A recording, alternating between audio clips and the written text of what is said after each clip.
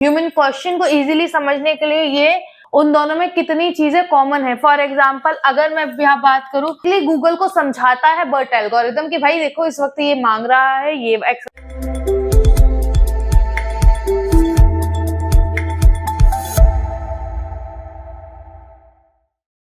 Hey guys, welcome back to our channel Skilled People and in this series of digital marketing जो topic हम cover कर रहे हैं 2000 algorithms. तो अब तक हमने काफी सारी एल्गोरिथम्स के बारे में जाना है, जहां हमने बात की है उन स्पेसिफिक फील्ड की जहां वो एल्गोरिथम पर्टिकुलरली वर्क करती है। तो ऐसे ही आज एक और हम एल्गोरिथम के बारे में बात करेंगे जो 2019 में इंट्रोड्यूस हुई थी to understand human query, to understand human words कि जो इंसान टाइप कर रहा है उसे हम किस तरह से समझ सकते हैं। So let's get start with the video. So guys, आज जो हम एल्गोरिथम के बारे में जानेंगे दैट इज BERT।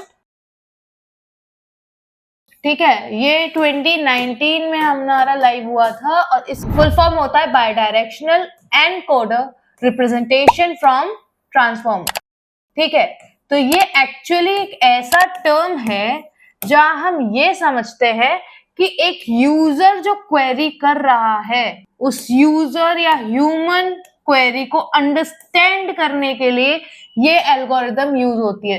देखो, जैसे आपको पता है कि कंप्यूटर कभी भी ABCD के ऊपर वर्क नहीं करता, वो किस पे करता है, वो करता है बाइनरी लैंग्वेज पे वर्क। तो जब हम टाइप W करते हैं तो फिर कंप्यूटर के पास क्या W टाइप होता है? नहीं, वो या तो 0 और 1 ये जो कोड होता है ये होता है बाइनरी कोड, इन कोड में वर्क करता है।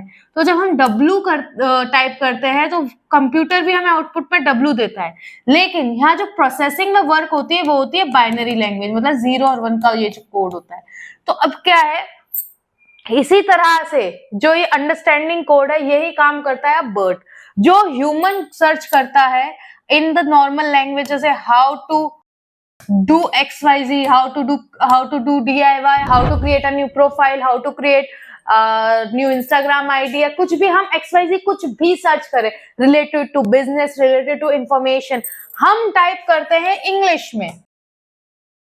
पर क्या गूगल को इंग्लिश समझ में आती है? नहीं आती है। गूगल को क्या समझ, कोडिंग लैंग्वेज समझ में आती है जो उसका बॉट समझता है। तो अब इस इंग्लिश से कोडिंग लैंग्वेज तक का जो सफर है वो समझने, ज्यादा अच्छे से समझने के लिए गूगल को ह्यूमन इंक्वायरी या ह्यूमन क्वेश्चन को इजीली समझने के लिए ये BERT आया था, जहां हम रैंकिंग के लिए खेल लेते हैं कि भाई अगर BERT एल्गोरिथम है तो मतलब अपना काम इस तरह से आप ऑर्गेनाइज रखें कि आप BERT के अकॉर्डिंग इजीली अंडरस्टैंड हो जाए, और इजीली अंडरस्टैंड हो जाएगी तो इजीली रैंक हो जाएगी। समझ रहे हो? तो BERT एक्चुअली एक ऐसी एल्गोरिथम है जो और ज्यादा अच्छी तरह से हेल्प करता है गूगल को ह्यूमनाइज जो क्वेरी है वो समझने के लिए।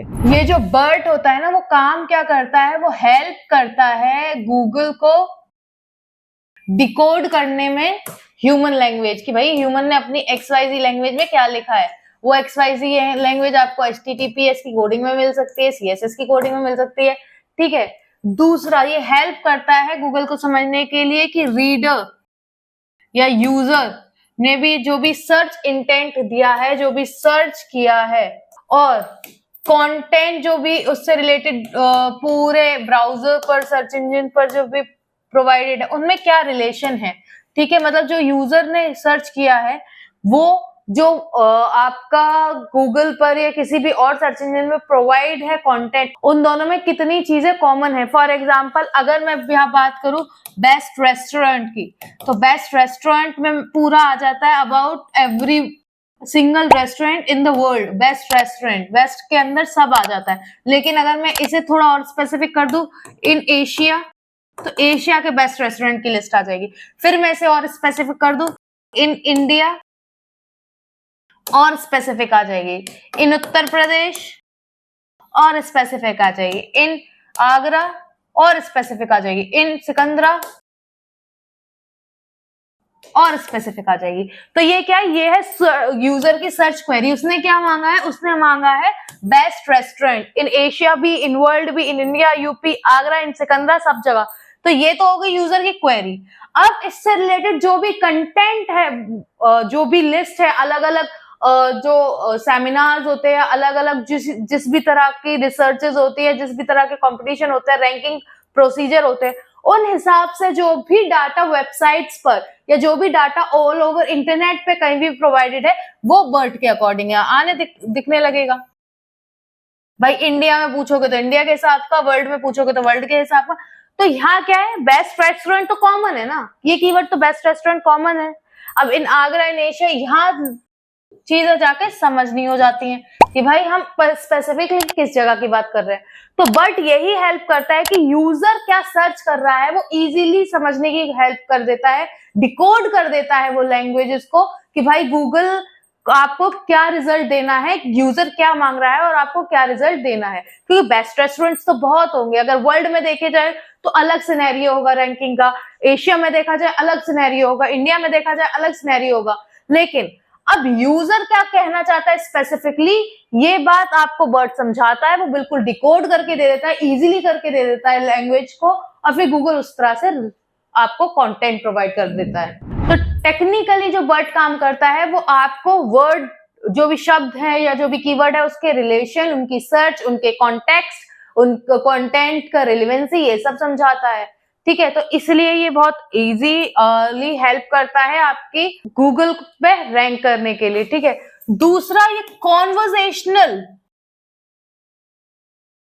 कॉन्वर्जेशनल जितने भी क्वेरीज होती है, कॉन्वर्जेशनल सर्चेज होती हैं, उनको बेटर करता है। ठीक है, उनको बेटर करता है। फॉर एग्जांपल अब मैंने पूछा हाउ टू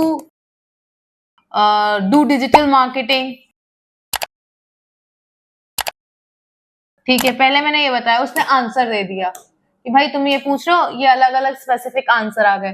ठीक है, how long it gonna take, ये आ गया answer. Will I get job in it, फिर आ गया आंसर। तो इस तरह के जो कन्वर्सेशनल चैट्स होती हैं वो भी बर्ट के अकॉर्डिंग इजी हो जाती है। बर्ट आने के बाद ये कन्वर्सेशनल चैट्स भी बहुत इजी हो गई हैं। क्यों? क्योंकि इसमें जो भी स्पेसिफिक क्वेरी या जो भी स्पेसिफिक कंटेंट यूजर मांग रहा है वही स्पेसिफिकली गूगल को समझाता है बर्ट एल्गोरिथम कि भाई देखो इस वक्त ये मांग रहा है, ये XYZ चीज है, उसे पर्टिकुलर ये चीज जाननी है, तो इस पर्टिकुलर चीज पर फोकस दो। तो जब आपका कंटेंट ऐसी कॉन्वर्सेशनल आजकल देखा होगा आपने, कई लोग आजकल FAQs रखने लगे, जनरल क्वेश्चन डालने लगे अपने, इसीलिए क्योंकि बर्ट क्या करता है, बर्ट इन चीजों का ध्यान रखता है कि कहाँ कॉन्वर्सेशनल कंटेंट हो रहा है, कहाँ कंटेंट इतना इजी है कि यूजर्स की क्वेरी का आंसर दे रहा है। तो जब आप भी ऐसा कॉन्वर्सेशनल कंटेंट अपनी वेबसाइट पे लगाते हो तो बर्ट उसे भी बहुत जल्दी अडॉप्ट कर लेता है, उसे भी बहुत जल्दी प्रमोट करने लगता है। तो बर्ट का टेक्निकली छोटा सा काम है कि जैसे प्रोसेसर CPU का काम होता है ना, सेंट्रल प्रोसेसिंग यूनिट का, कि भाई जब इनपुट दिया जाता है इंग्लिश में, प्रोसेसर क्या करता है, with in the micro seconds वो उस इंग्लिश वर्ड्स को बाइनरी लैंग्वेज में कन्वर्ट करता है जिसे इजीली कंप्यूटर समझ पाए, और फिर with in the second computer के अंदर आंसर को इंग्लिश में कन्वर्ट कर देता है ताकि यूजर समझ पाए। तो यही काम बर्ट करता है। बर्ट इजीली वो लैंग्वेज को इस तरह से डिकोड करता है कि गूगल समझ पाए, गूगल का आंसर तुरंत इस तरह से डिकोड करता है कि ह्यूमन समझ पाए। तो वो सेंट्रल प्रोसेसिंग यूनिट वाला काम करने लगा है बर्ट। ठीक है, अब बात करते हैं कि चलो हमने बर्ट समझ लिया, बर्ट काम कैसे करता है समझ, अब हम बात करते हैं बर्ट के हिसाब से अपने आप को ऑप्टिमाइज कैसे किया जाए। तो पहले तो content should be long and detailed.